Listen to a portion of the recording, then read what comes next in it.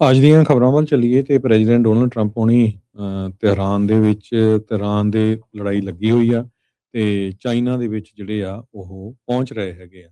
Already ਉਹ ਇੱਥੋਂ ਚਲੇ ਗਏ ਆ ਬੀਜਿੰਗ ਨੂੰ ਤੇ ਇਸ ਆਫਟਰਨੂਨ ਨੂੰ ਤੇ ਉਹ ਚਾਈਨਾ ਦੇ ਪ੍ਰੈਜ਼ੀਡੈਂਟ ਜੀ ਜ਼ਿੰਗਪਿੰਗ ਉਹਨਾਂ ਨੂੰ ਮਿਲਣਗੇ। ਕਹਿੰਦੇ ਵੀ ਕਾਫੀ ਲੰਮੀ ਗੱਲਬਾਤ ਹੋਊਗੀ ਤੇ ਇਰਾਨ ਦੇ ਸਬੰਧ ਦੇ ਵਿੱਚ ਵੀ ਜਿਹੜੀ ਗੱਲਬਾਤ ਆ ਉਹ ਹੋਊਗੀ। ਪ੍ਰੈਜ਼ੀਡੈਂਟ ਟਰੰਪ ਹੁਣੀ ਇਹ ਕਹਿ ਰਹੇ ਆ ਵੀ ਸਾਡਾ ਮੇਨ ਫੋਕਸ ਟ੍ਰੇਡ ਦਾ ਆ। ਈਰਾਨ ਦੇ ਫੋਰਨ ਮਿਨਿਸਟਰ ਦੇ ਸਪੋਕਸਪਰਸਨ ਇਸਮਾਈਲ ਬੈਗਾਈ ਜੋ ਆ ਉਹਨਾਂ ਨੇ ਕਿਹਾ ਵੀ US Israel war on Iran ਇੱਕ ਜਿਹੜਾ ਆ ਬਿਟਵੀਨ ਪ੍ਰਾਊਡ ਪੀਪਲ ਤੇ professional liars who fabricate justification for atrocities. So ਇਹ ਉਹਨਾਂ ਨੇ ਸਟੇਟਮੈਂਟ ਜਾਰੀ ਕੀਤੀ ਹੈ। ਟਰੰਪ ਉਹਨਾਂ ਨੇ ਇਹ ਕਿਹਾ ਵੀ ਸਾਡਾ ਮੇਨ ਵਿਜ਼ਿਟ ਜਿਹੜਾ ਚਾਈਨਾ ਨੂੰ ਹੈਗਾ ਆ ਉਹ ਟ੍ਰੇਡ ਦਾ ਹੈਗਾ ਆ। ਪਰ ਆਪਾਂ ਦੇ ਸੰਬੰਧ ਦੇ ਵਿੱਚ ਵੀ ਜਿਹੜੀ ਲੰਮੀ ਗੱਲਬਾਤ ਆ ਉਹ ਕਰਾਂਗੇ।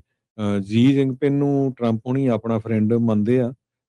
ਤੇ ਜਿਹੜੇ ਨੈਸ਼ਨਲ ਬ੍ਰੌਡਕਾਸਟਰਸ ਆ 5 ਮੁਲਕਾਂ ਤੋਂ Slovenia, Netherland, Ireland, Iceland, Spain ਉਹਨਾਂ ਨੇ ਇੱਕ ਜਿਹੜਾ ਕੰਪੀਟੀਸ਼ਨ ਹੋਣਾ ਆ ਇਜ਼ਰਾਈਲ ਵਾਲੇ ਕਰ ਰਹੇ ਆ ਸਿੰਗਿੰਗ ਕੰਪੀਟੀਸ਼ਨ ਉਹ ਜਿਹੜਾ ਇੱਕ ਤਰ੍ਹਾਂ ਦੇ ਨਾਲ ਕੈਂਸਲ ਕੀਤਾ ਹੈਗਾ ਆ। ਸੋ ਇਹ ਜੋ ਪੁਲਿਸ ਬਿਆਨਾ ਆਸਟਰੀਆ ਦੇ ਵਿੱਚ ਵੀ ਇੱਕ ਕੰਪੀਟੀਸ਼ਨ ਆਰਗੇਨਾਈਜ਼ ਕਰ ਰਹੀ ਆ ਉਹਦਾ ਜਿਹੜਾ ਕਾਫੀ ਜ਼ਿਆਦਾ ਵਿਰੋਧ ਹੋ ਰਿਹਾ ਹੈਗਾ ਆ। ਸੋ ਦੇਖਦੇ ਆ ਵੀ ਟ੍ਰੇਡ ਦੇ ਵਿੱਚ ਕਿਹੜੀ ਨਵੀਂ ਚੀਜ਼ ਜਿਹੜੀ ਆ ਪ੍ਰੈਜ਼ੀਡੈਂਟ ਟਰੰਪ ਹੁਣੀ ਲੈ ਕੇ ਆਉਂਦੇ ਆ ਤੇ ਇਰਾਨ ਦੇ ਸੰਬੰਧ ਦੇ ਵਿੱਚ ਜਿਹੜੀ ਆ ਕੀ ਗੱਲਬਾਤ ਹੁੰਦੀ ਹੈਗੀ ਆ।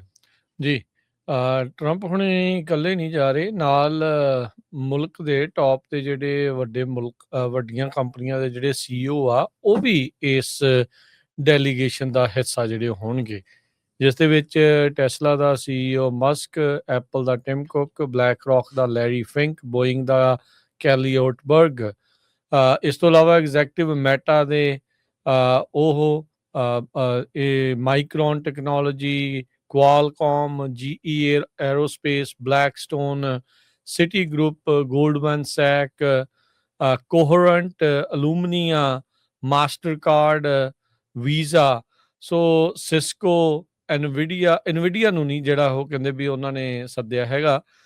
ਬਾਕੀ ਸਾਰੇ ਜਾਣੇ ਜਿਹੜੇ ਉਹ ਸੱਦੇ ਆ। ਸੋ ਲੱਗ ਤਾਂ ਇਹੀ ਰਿਹਾ ਵੀ ਟ੍ਰੇਡ ਦੀਆਂ ਡੀਲਾਂ ਹੀ ਜਿਹੜੀਆਂ ਉਹਨਾਂ ਕੰਪਨੀਆਂ ਨੇ ਉੱਥੇ ਚਾਈਨਾ ਦੇ ਵਿੱਚ ਜਾ ਕੇ ਜਿਹੜੀਆਂ ਨਾਲ ਦੇ ਨਾਲ ਬਣਾਉਣੀਆਂ ਆ। ਯਾਦ ਹੋਣਾ ਜਦੋਂ ਕੁਛ ਸਾਲ ਪਹਿਲਾਂ ਸ਼ੀ ਜਿੰਗਪਿੰਗ ਇੱਥੇ ਸੈਨ ਫਰਾਂਸਿਸਕੋ ਦੇ ਵਿੱਚ ਉਹ ਆਪ ਆਇਆ ਸੀ, ਤਾਂ ਇੱਥੇ ਉਦੋਂ ਵੀ ਅਮਰੀਕਾ ਦੇ ਟੌਪ ਦੀਆਂ ਕੰਪਨੀਆਂ ਦੇ ਜਿਹੜੇ CEOs ਨੇ ਵਿਸ਼ੇਸ਼ ਤੌਰ ਦੇ ਉੱਤੇ ਇੱਕ ਮੁਲਾਕਾਤ, ਲੰਚ ਔਨ ਸਲੈਸ਼ ਡਿਨਰ ਜਿਹੜਾ ਆ ਸ਼ੀ ਜਿੰਗਪਿੰਗ ਦੇ ਨਾਲ ਜਿਹੜਾ ਉਹ ਕੀਤਾ ਸੀਗਾ। ਸੋ ਟਰੰਪ ਹੋਣਾ ਨੇ ਉਹਨਾਂ ਗੱਲਾਂ ਨੂੰ ਜਿਹੜਾ ਉਹ ਨਕਾਰਿਆ, ਡਾਊਨ ਪਲੇ ਕੀਤਾ ਵੀ ਜਿਹੜੇ ਉਹਨਾਂ ਦੇ ਵਖਰੇਵੇਂ ਹੈਗੇ ਆ ਸ਼ੀ ਜਿੰਗਪਿੰਗ ਦੇ ਨਾਲ ਈਰਾਨ ਨੂੰ ਜਿਹੜਾ ਉਹ ਲੈ ਕੇ, ਕਹਿੰਦੇ ਵੀ ਕੋਈ ਚੱਕਰ ਨਹੀਂ, ਆਪਾਂ ਫਿਰ ਵੀ ਜਿਹੜੀ ਇੱਕ ਗੱਲਬਾਤ ਜਿਹੜੀ ਉਹ ਕਰਕੇ ਆਵਾਂਗੇ। ਪਿਛਲੇ ਕੁਝ ਦਿਨ ਪਹਿਲਾਂ ਟਰੰਪ ਹੋਣਾ ਨੇ ਤਾਂ ਬਿਆਨ ਇਸ ਤਰੀਕੇ ਦਾ ਹੀ ਜਿਹੜਾ ਹਰਜੋਤ ਸਿੰਘ ਜੀ ਦਿੱਤਾ ਸੀਗਾ ਵੀ ਆ ਦੇਖੋ ਹੁਣ ਮੈਂ ਸੀਜ਼ ਫਾਇਰ ਕਰਾਤੀ ਤੇ ਸ਼ੀ ਜਿੰਗਪਿੰਗ ਨੂੰ ਘੁੱਟ ਕੇ ਜੱਫੀ ਪਾਉਣੀ ਚਾਹੀਦੀ ਆ ਮੈਨੂੰ, ਵੀ ਮੈਂ ਕੰਮ ਜਿਹੜਾ ਹੁਣ ਸੈੱਟ ਜਿਹੜਾ ਉਹ ਕਰ ਦਿੱਤਾ ਹੈਗਾ ਆ। ਸੋ ਵਾਈਟ ਹਾਊਸ ਤੋਂ ਰਵਾਨਗੀ ਜਿਹੜੀ ਉਹਨਾਂ ਨੇ ਲੈ ਲਈ ਆ, ਬੀਜਿੰਗ ਨੂੰ ਉਹਨਾਂ ਦੀ ਜਿਹੜੀ ਫਲਾਈਟ ਆ 에ਅਰਫੋਰਸ 1 ਦੇ ਉੱਤੇ ਉਸ ਪਾਸੇ ਵੱਲ ਨੂੰ ਜਿਹੜਾ ਉਹ ਜਾ ਰਹੇ ਆ। US ਦੀ ਜਿਹੜੀ ਲੜਾਈ ਆ ਈਰਾਨ ਦੇ ਵਿੱਚ 2 ਮਹੀਨੇ ਪੁਰਾਣੀ ਜਿਹੜੀ ਉਹ ਹੋ ਚੁੱਕੀ ਹੈਗੀ ਆ। ਸੋ ਤੇ ਹੁਣ ਸਟੇਟ ਆਫ ਹਾਰਮੁਜ਼ ਦਾ ਜਿਹੜਾ ਮੁੱਦਾ ਆ ਉਹ ਖਾਸਾ ਗਰਮਾਇਆ ਰਹੇਗਾ। ਟ੍ਰੇਡ ਦੀਆਂ ਜਿੱਦਾਂ ਤੁਸੀਂ ਦੱਸਿਆ ਵੀ ਟੈਨਸ਼ਨਸ ਤੇ ਹੋਰ ਸਾਰੀਆਂ ਚੀਜ਼ਾਂ ਜਿਹੜੀਆਂ ਉਸ ਦੇ ਉੱਤੇ ਲੰਮੀ ਚੌੜੀ ਗੱਲਬਾਤ ਹੋਣ ਨੂੰ ਜਿਹੜੀ ਉਹ ਲੈ ਕੇ ਹੋਊਗੀ। ਉਧਰ US ਦੀ ਐਡਮਿਨਿਸਟ੍ਰੇਸ਼ਨ ਨੇ ਚਾਈਨਾ ਦੇ ਕਈ ਲੋਕਾਂ ਨੂੰ ਉਹਨਾਂ ਦੀਆਂ ਕੁਛ ਜਿਹੜੀਆਂ ਕੰਪਨੀਆਂ ਦੇ ਨਾਲ ਜੁੜੇ ਹੋਏ ਲੋਕਾਂ ਨੂੰ ਆਲਰੇਡੀ ਸੈਂਕਸ਼ਨ ਕਰ ਦਿੱਤਾ ਆ ਇਸ ਟ੍ਰਿਪ ਤੋਂ ਪਹਿਲਾਂ ਹੀ।